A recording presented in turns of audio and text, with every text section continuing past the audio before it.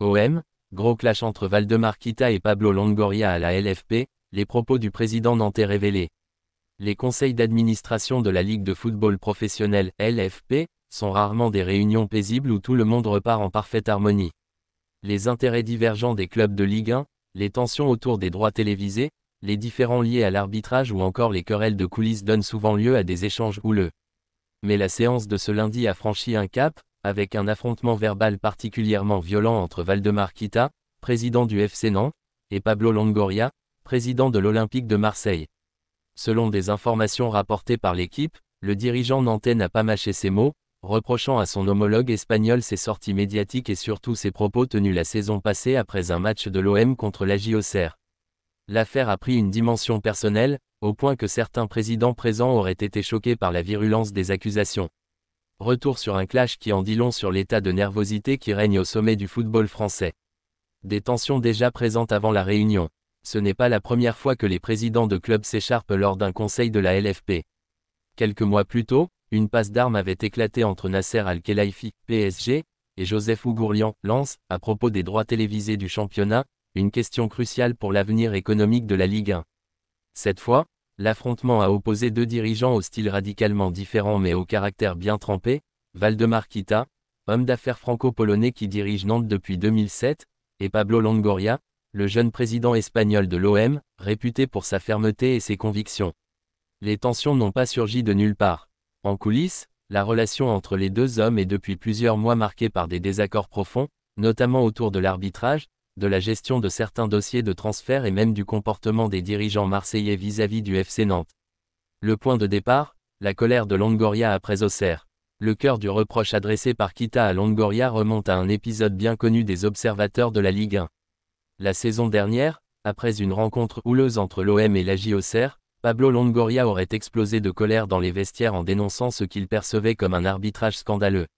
Selon plusieurs témoins, il aurait lâché une phrase lourde de sens. Plus grand que, c'est de la corruption totale dans ce championnat de merde, aurait pesté le président marseillais. Ces propos, jamais assumés publiquement mais largement relayés, ont choqué de nombreux dirigeants. Pour certains, franchir ce cap revenait à saper la crédibilité de la Ligue et de ses institutions. Valdemar Kita s'en est souvenu et a décidé de mettre les choses sur la table lundi dernier. Valdemar Kita hausse le ton, cela te déshonore. Lors du conseil d'administration, le président nantais aurait pris la parole avec une rare virulence. Selon l'équipe, il aurait lancé à Pablo Longoria. Plus grand que, je suis un immigré comme toi, un Polonais, et tu ne peux pas parler comme ça de la France. On n'insulte pas ainsi le pays, la Ligue, l'institution. En se plaçant sur le terrain de l'immigration et de l'attachement à la France, Kita a voulu souligner que la fonction de président d'un club de Ligue 1 impose une responsabilité, et que critiquer aussi violemment le championnat revenait à se déshonorer. L'homme d'affaires a même menacé Longoria. Plus grand que, ne m'oblige pas à aborder d'autres sujets, et le comportement que tu as eu avec moi et mon fils. Cela te déshonore.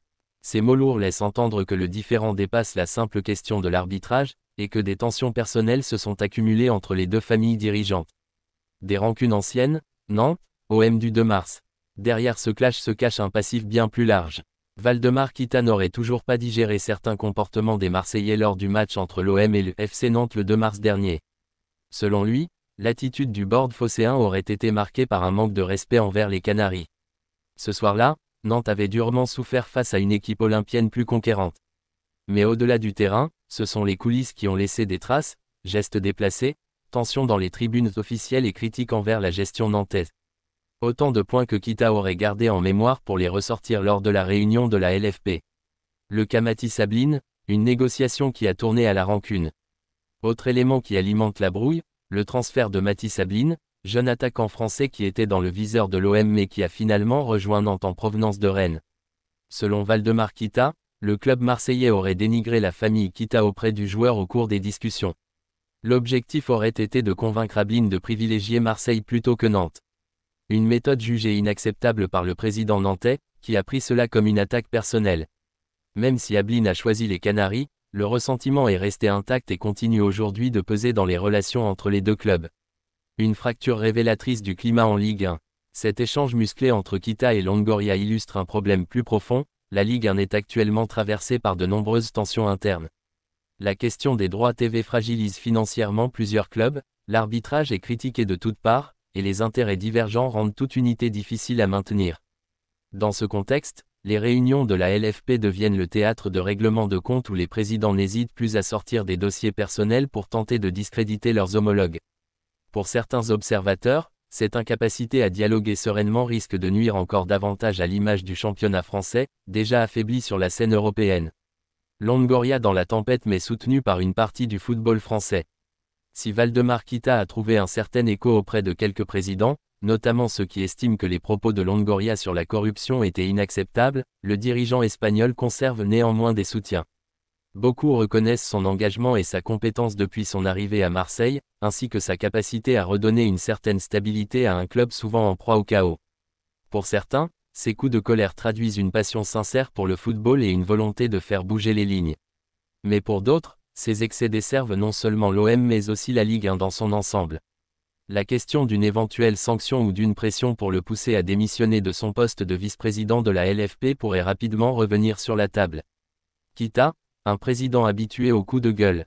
De son côté, Valdemar Kita n'en est pas à son premier coup d'éclat. Depuis son arrivée au FC Nantes en 2007, il s'est forgé une réputation de dirigeant autoritaire et impulsif, parfois critiqué par ses propres supporters. Ses choix sportifs contestés, son rapport conflictuel avec certains entraîneurs et ses déclarations tranchantes en font une figure clivante du football français. Ce dernier épisode avec Longoria s'inscrit dans cette continuité, celle d'un président qui n'hésite pas à hausser le ton, quitte à envenimer les débats. Mais cette fois, en ciblant directement un autre dirigeant étranger et en convoquant la question du respect envers la France et ses institutions, il a franchi un cap qui risque de laisser des traces durables. Et maintenant, la suite de cette affaire pourrait se jouer à plusieurs niveaux. La LFP, soucieuse de préserver une certaine image d'unité, pourrait chercher à calmer les esprits en interne. Mais si les tensions persistent, une fracture ouverte entre le FC Nantes et l'OM pourrait compliquer les relations entre clubs, notamment dans les discussions autour des droits TV ou des réformes de la Ligue. Pour Pablo Longoria, la question est désormais de savoir s'il doit s'excuser publiquement pour ses propos passés sur l'arbitrage, ou s'il choisira de maintenir une ligne dure en assumant sa colère. Quant à Valdemar Kita, il sort renforcé auprès de certains présidents qui partagent son agacement, mais il prend aussi le risque d'apparaître comme un dirigeant trop clivant. Le clash entre Valdemar Kita et Pablo Longoria à la LFP dépasse la simple anecdote. Il révèle l'état de crispation extrême qui secoue la Ligue 1, où les rivalités sportives se doublent de querelles personnelles et de rancunes accumulées. Entre accusations de corruption, menaces voilées et rancunes liées à des transferts, cette affaire montre à quel point les présidents de clubs peinent à travailler ensemble dans l'intérêt du football français. Alors que la Ligue 1 cherche à séduire de nouveaux investisseurs et à redorer son image sur la scène européenne, ces divisions internes apparaissent comme un frein majeur. Et si ce nouvel épisode marque un tournant, c'est bien parce qu'il met en lumière une vérité: en Ligue 1, les batailles se jouent autant sur le terrain que dans les coulisses.